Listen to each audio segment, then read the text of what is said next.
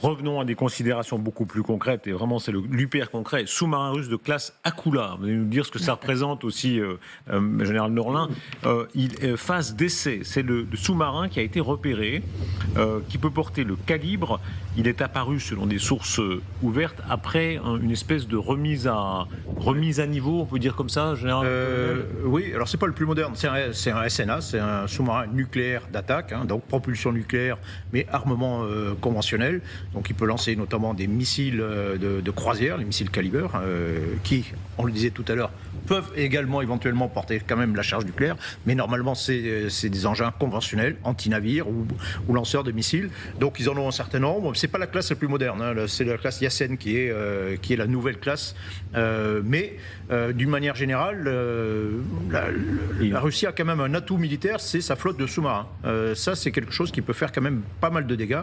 Il y a une douzaine, ils ont 12 sous-marins nucléaires lanceurs d'engins, donc ça c'est une catégorie à part. Et après ils ont plusieurs dizaines de sous-marins d'attaque conventionnels ou propulsion nucléaire qui peuvent, qui peuvent peser, qui peuvent faire beaucoup de dégâts sur nos flottes à nous, sur nos bâtiments civils, sur tout ce qu'il y a dans le sous-sol sous-marin, on l'a vu, sur nos côtes, etc. Donc c'est un des atouts russes incontestablement. Il n'y en a pas beaucoup, hein, il faut être clair. Il y a une armée de terre maintenant qui a été renouvelée, qui est extrêmement puissante, mais il y a aussi cette flotte de sous-marins. C'est la géographie qui voulait ça. Parce qu'en fait, l'Union soviétique, quand ils ont, leur premier ennemi, c'était les États-Unis. Et donc, ils se disaient, les missiles intercontinentaux, ils pouvaient peut-être être interceptés. Ils mettaient beaucoup de temps à approcher, en fait, les États-Unis. Et donc, il fallait avoir le moyen de s'approcher, en fait, de cette terre. Vous vous souvenez de la crise des Caraïbes? En fait, Cuba, c'était ça. Hein. Ils voulaient déployer les missiles sur l'île de Cuba, parce que Cuba, c'est à 150 miles des États-Unis, et donc c'est beaucoup plus près. Et en fait, les sous-marins, c'est le moyen d'approcher les côtes, et c'est pour ça d'ailleurs, en fait, on sous-estime, je considère qu'on sous-estime ça en Europe, surtout dans les pays sud de l'Europe, l'Espagne, Portugal, la France, parce qu'on dit les chars soviétiques n'ont jamais débarqué sur les Champs-Élysées. Mais on n'a pas besoin de chars quand on a des sous-marins, parce que les sous-marins, ils viennent de l'autre côté par l'Atlantique. Neuilly n'a pas besoin d'être envahi par les chars. Mais un des objectifs, un des rôles de mission plutôt de cette flotte de sous-marines, c'était aussi de couper le lien transatlantique entre les États-Unis et l'Europe, c'est-à-dire concrètement de couler tous les bateaux américains qui viendraient amener des renforts. Et là, le risque un peu plus immédiat, c'est qu'ils arrachent les câbles sous-marins. C'est de ça qu'il est question, n'est-ce pas? Oui, alors on a déjà vu en mer Baltique, mais on s'inquiète des câbles sous-marins. Je rappelle quand même qu'ils ne sont pas simplement des câbles de communication, mais tout ce qui est économie, le système SWIFT, tout ce qui est échange bancaire. Et donc, ces inquiétudes sont à la fois qu'on mette à mal... en mer Baltique, c'était notamment électrique, des câbles électriques, mais ça peut être tout le système économique, les échanges bancaires et tout, ce qui peut être énorme. Internet aussi. Internet aussi, bien évidemment. Général Norlin, regardez, vous êtes toujours avec nous, c'est précieux de vous avoir, s'il vous plaît. Écoutez comment l'OTAN contre-attaque aussi en termes de communication en disant « nous sommes prêts ».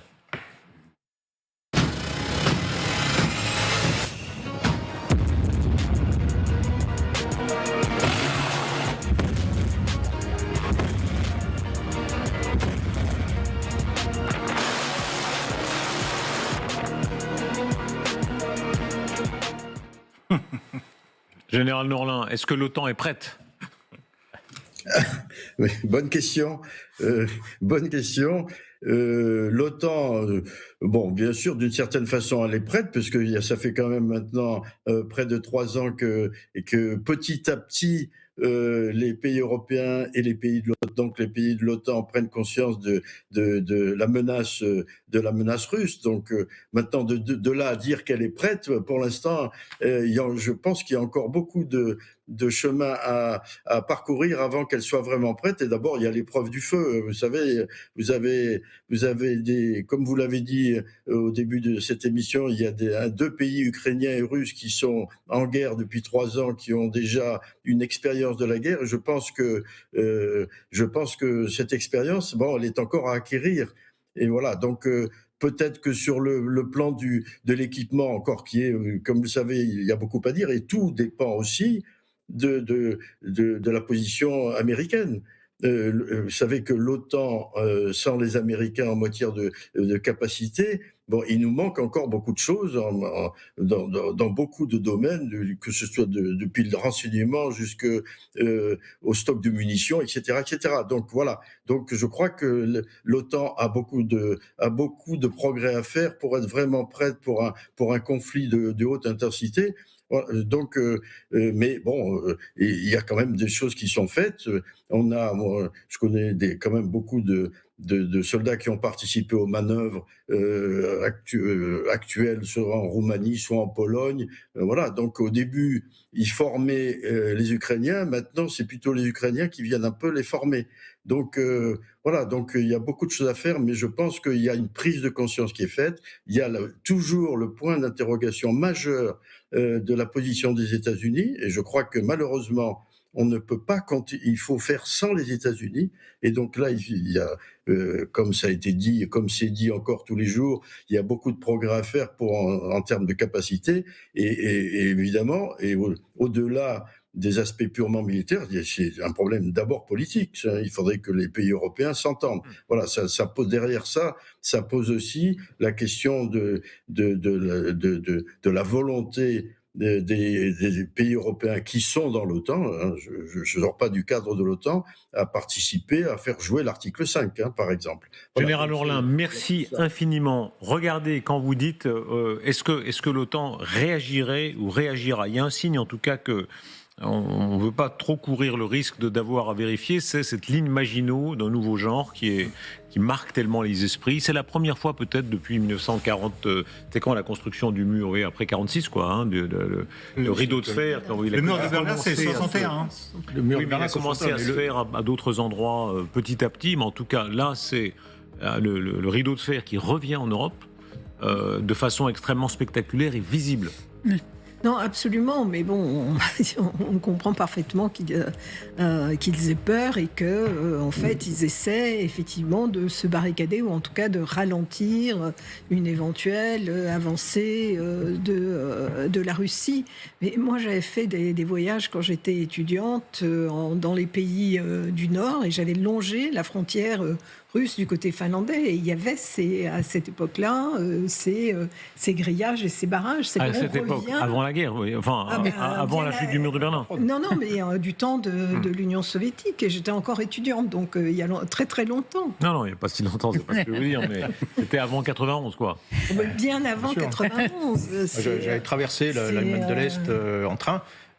Pour aller à Berlin, on était parti passer en train, qui était fermé. Il fallait. Ouais, moi j'ai fait ça aussi. Et bon, parfois quand on s'arrêtait dans un truc, on regardait évidemment par les fenêtres et tombait sur des parcs entiers de chars soviétiques, d'unités soviétiques qui étaient là, qui se préparaient à combattre. C'était voilà. Et à Berlin, bon, j'en parle même pas. À Berlin, je suis allé à Berlin-Est aussi, mais vous étiez surveillé. Il y avait des militaires soviétiques partout.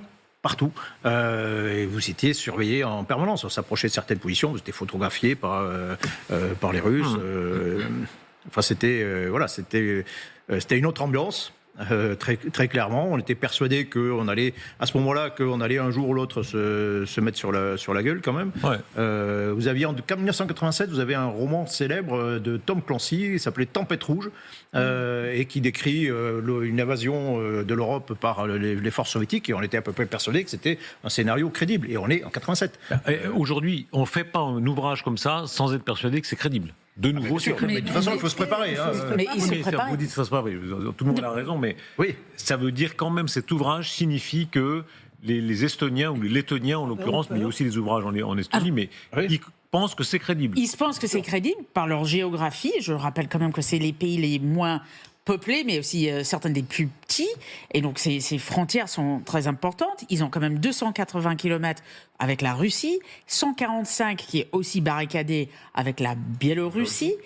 il n'y a pas, bien évidemment, la Lettonie, on pourrait parler de la Lituanie et l'Estonie, ces 3 pays qui se sont sortis de la Convention d'Ottawa sur les mines. Donc, ces frontières ne sont pas simplement ce qu'on voit ici sur la carte, c'est aussi des mines sur des ponts ou sur des lignes, et ils ont besoin de ça. Il y a une vraie peur. En Lettonie, c'est à peu près 30% de la population qui est russophone. Alors, pour beaucoup, ils sont fièrement lettons, c'est pas la question, mais il y a une peur que, comme en Ukraine, il y a aussi ces opérations, les petits bonhommes verts, ou l'excuse d'une oppression, parce qu'il y a des questions sur la langue russe, ou même sur des papiers d'un certain nombre de Russes qui n'ont pas demandé à l'époque la citoyenneté lettonne. Il y a une peur que les Russes utilisent ça comme excuse, et que eux, ils seront face à la Russie. On parle de pays qui sont quand même très petits, donc ils ont besoin des forces de réassurance de l'OTAN qui sont sur place, par exemple. À l'échelle de nos vies, le retour du rideau de fer en Europe, écoutez cette archive, Churchill 1946, il est à Fulton, il a fait le même discours après à Berne un peu après, mais il faut tout ramener à la Suisse évidemment. Regardez là, c'est cette archive saisissante, il est en présence, il y a un public, il y a le président Truman, le président des États-Unis qui est là dans la même salle, c'est une université aux États-Unis, et il dit un rideau de fer s'est abattu sur l'Europe. De Stettin dans la Baltique jusqu'à Trieste dans l'Adriatique, un rideau de fer est descendu à travers le continent. Ce que j'ai pu voir chez nos amis et alliés russes pendant la guerre m'a convaincu qu'il n'y a rien qu'ils admirent autant que la force et rien qu'ils respectent moins que la faiblesse, surtout la faiblesse militaire. Voilà, là, tout le génie de Churchill, c'est très beau ce discours, parce qu'il dit c'est nos alliés et amis russes, mais il dit il n'y a que la force qu'il respecte. Et surtout, vous avez vu la date, 5 mars 46, ça veut dire 11 mois après la fin de la guerre en Europe. Donc en fait, en 11 mois, on est devenus, on n'est plus alliés.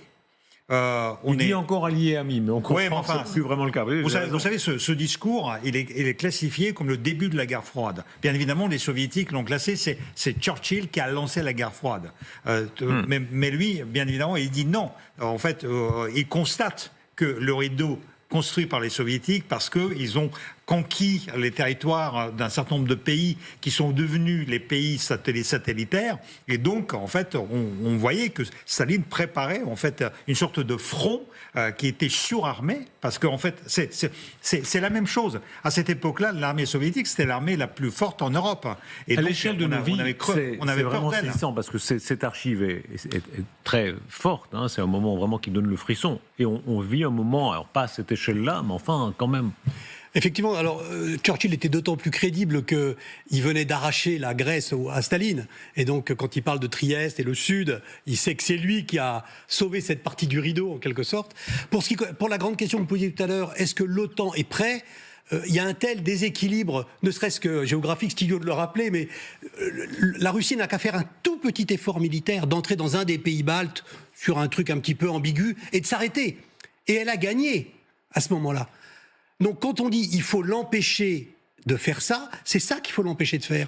Ça repose sur des préparatifs absolument considérables que l'OTAN apparemment est incapable de faire.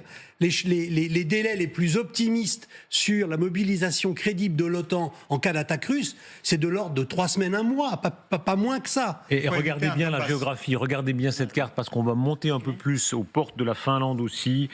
C'est les photos satellites de la région de Kamenka. Et ces photos satellites montrent que c'est pas simplement une crainte théorique.